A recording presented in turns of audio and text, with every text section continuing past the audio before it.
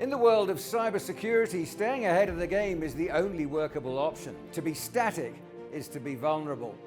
US-based Trellix supplies its 40,000 clients with what it calls a living software architecture that adapts at the speed of bad actors, delivering advanced cyber threat intelligence, investigating, analyzing, and protecting. I'm Andrew Wilson, and I'm in Davos to talk to CEO Brian Palmer about keeping pace with the unexpected.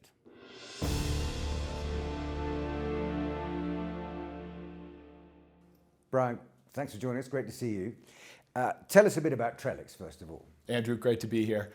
So let's talk a little bit about Trellix. First of all, we were formed in 2021, bringing together McAfee and FireEye. Then in 2022, we rebranded under the Trellix name. We have 40,000 customers globally. We've been in the cybersecurity business for over 2 decades. And we really service every possible vertical. We're across the government, we're across financial services, and we're across the healthcare sector as well.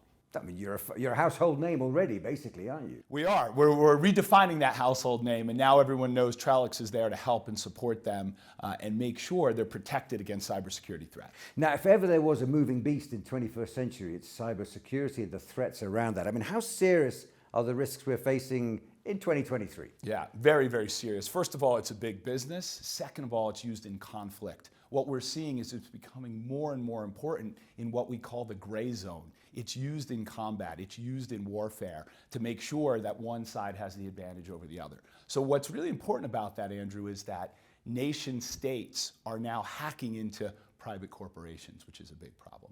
The second piece we're seeing it is a for-profit enterprise, which is really important because these folks are making money. The bad guys are making a lot of money. They're using techniques like ransomware and other techniques to make sure that their businesses are profitable. So, and it's also the gray zone because it's never clear when the crime has actually been committed in many cases, I guess. It's just things going badly wrong, governments and state actors just bending the rules in their view rather than actually breaking them. That's right, yeah, and what we're seeing is that much of that goes undetected. So what's really important in this next phase of cybersecurity is detection and response. Nobody is going to get 100% prevention, so all of our technology is focused on detection and response. So you've got a platform called XDR, right, which I understand, Extended Detection Response. Tell me a bit about that. That's right. Well, first of all, what's missing in cybersecurity is enterprise platform. In many other areas of technology, there is a lot of enterprise platforms. There isn't one in cybersecurity. So what's happening is the folks are working with siloed tools. And what we're doing at Trellix is bringing that together into an enterprise platform that helps them defend their enterprise. Tell us what you mean by enterprise platform. Yeah, so an enterprise platform means we're looking across all the different attack vectors. So we're looking across the network, we're looking at the endpoint, we're looking at email. All the places where potential attacks could come in is where we're looking. We're correlating that data together to give you better detection and then response actions against the bad guys. So are you saying that at the moment there's no really standardized or systematic way of tackling the issue? It's still in a kind of exploratory phase in many ways. That's right. And what's actually happening, Andrew, is most enterprises have nearly 80 cybersecurity tools. Many of those tools aren't talking together. They're also not very efficient. So what we do at Trellix is we bring all that data, we ingest it, we make sense of it, we use artificial intelligence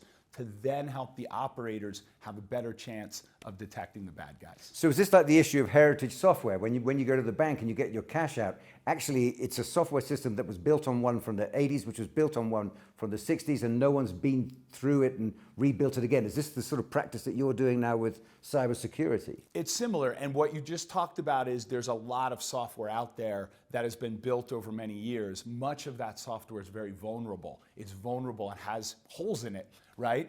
We're here in Davos, it's like Swiss cheese, right? There's the ability to come in from many different areas. What we're doing is helping to shore that up and detect when people are trying to come in through those different entry points. We've talked about who's under threat, and we know it could be government departments, it could be commercial organizations, it can be individuals. Everyone hears stories of people who've run foul of hackers in one way or the other. But of course it goes deeper than that. There's an awful lot of software out there that needs to keep running and a lot of it, or if not all of it, is vulnerable, and it can be in the most surprising places. That's right. You know, one of the main places we saw recently was critical infrastructure in the United States with Colonial Pipeline.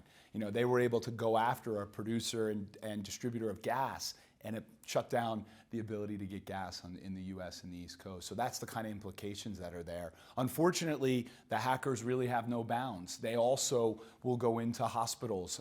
They may try to take down insulin pumps that are responsible for giving direct care to patients. So it's a serious business. And when we think about it, you know, we also see them, as I mentioned earlier, in gray zone type conflicts, trying to take out water sources in Ukraine and make sure that people don't have water. So this is serious business. This isn't only about bits and bytes on a screen. It's about real people's life and their access to either fuel or water or medical services. And they're constantly probing, and it's about finding a weakness, perhaps testing 6 or 7 areas and then pursuing one because it shows signs of being vulnerable to them? That's right, exactly right. They're out there, they're looking, and many times they actually don't culminate it with an attack. We see that, Andrew, more from nation states. A lot of nation states are collecting intelligence for future things that they may want to do. So that's a very important point, and that's changed over the last couple of years. There was an unwritten rule before that nation states only attack nation states. Now nation states are attacking private corporations,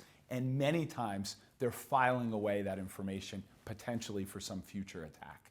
You talked about your analysts earlier on and the numbers that you have, but as I understand it, this sector is woefully understaffed. There's plenty more work needed to be done. You have a particular campaign called Soulful Work, I understand. Tell me a bit about that. That's right. Yeah, so as long as I've been in this business, which is a long time, 25 years plus, we've been battling a shortage in talent. And that shortage is now up to 3.4 million people globally, which is a staggering number. We just don't have enough trained people in cybersecurity. So one of the things we've done is launched what we call Soulful Work. And that's not for Trellix, it's for the whole industry. And what it's meant to do is flag for people that the work we do is purpose-driven. We know there's a lot of people out there, especially post-corona, that are interested in purpose-driven or mission-driven work. And that's what cybersecurity is. We talked earlier about protecting hospitals, protecting children, protecting water sources. That's something you can get up in the morning and be excited about. It's also an area that needs more diversity. So we're working with a number of global organizations to bring diverse groups into cybersecurity and also to make sure the education and training is there. We have to train existing folks with these skills because we just don't have enough of them. When a crime is committed, the police, the people, the detectives, Sure. They will establish a method, a modus operandi, a motive, and all these things will inform them about the mindset of the criminal. Do you get that in cybersecurity as well? Do you understand, or do you get a sense of the characteristics or the motivations behind bad actors when you see what they do, when the evidence of their work shows up? We've got an advanced research team, and that's all they do. They're tracking, they're looking at the bad guys, they're seeing what kind of techniques they're using. It's a bit of a cat and mouse game, and they're identifying what are they doing. Are they doing it, as I mentioned earlier, because they're a nation state and they want to gather intelligence? Are they doing it because they're a for-profit criminal and they want to make money?